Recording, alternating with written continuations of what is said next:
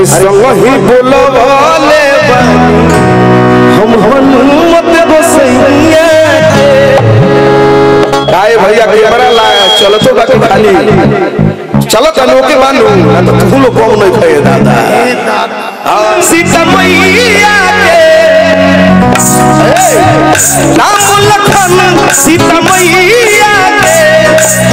संग ही बोलवाले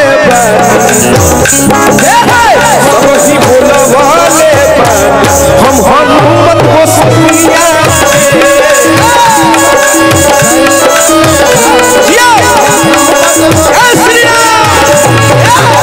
समझी बोलवाले हम हनुमत गोसैया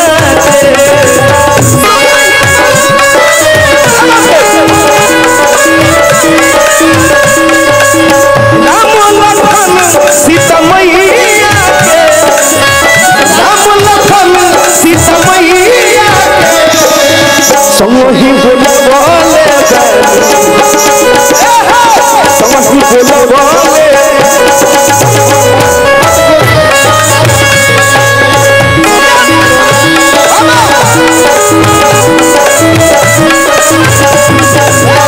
समझी बोलवाले हम हनुमत गोसैया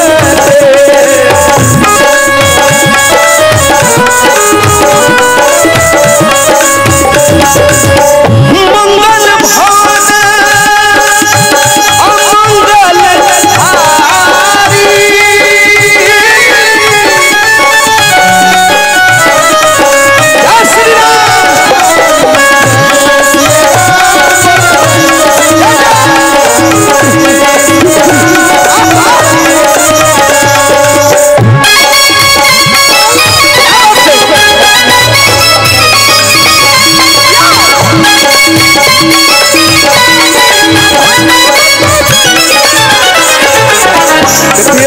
एगो वायरल हमनी के भइल बा समर भैया पैसा देत हुए हम अपन बाल डोलावत है शिल्पी के वर्ड में आ सोहर वही बेरा हम गा देले रहनी आ सोहर सेट भी हो गए लेकिन कहत बा झूमरी हरी झूमरी हरी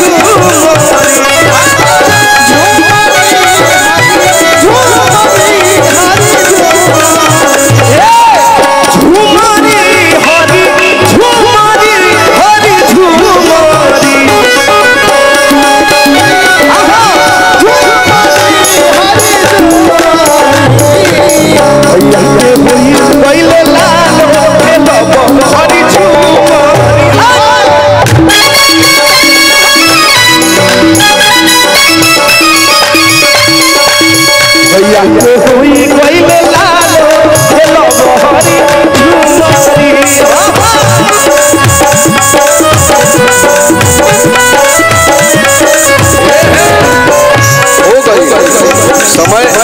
नहीं कहे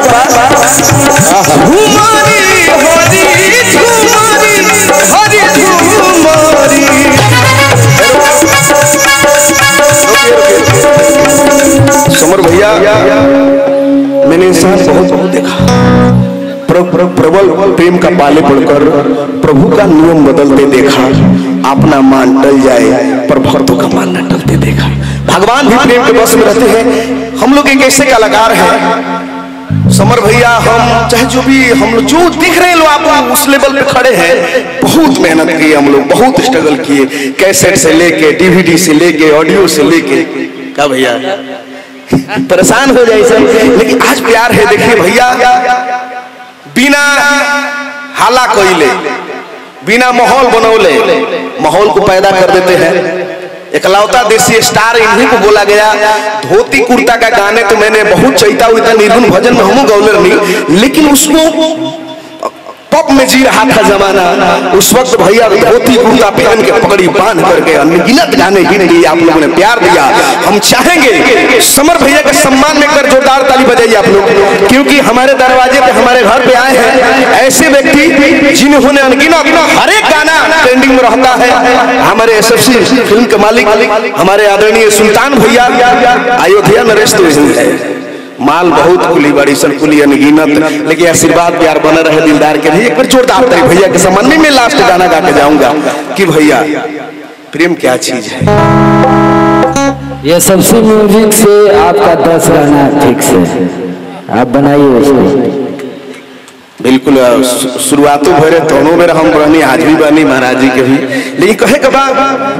कि प्रेम चिन्हेला नया आदमी कौन जात है, कि प्रेम ना देखनी रही, कि